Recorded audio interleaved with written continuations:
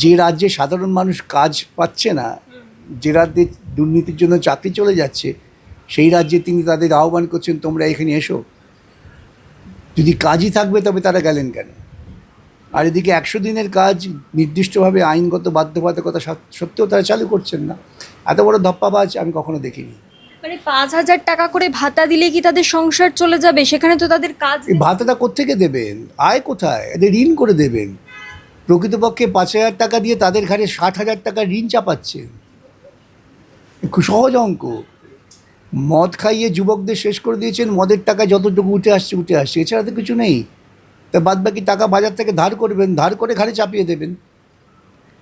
ডান হাতে ঋণ করছেন, বাঁ হাতে আপনাকে দিয়ে আপনার ঘাড়ে ঋণের বোঝাটা চাপিয়ে দিচ্ছেন, এই তো। উত্তর দমদম বিধানসভায় গিয়েছিলাম, সেখানে মানুষ অভিযোগ করছে এখানে স্কুলগুলোর একেবারে ভঙ্গুর অবস্থা, শিক্ষকরা ঠিক করে পড়াতে পারছে না, ভাড়াটে স্টুডেন্ট দিয়ে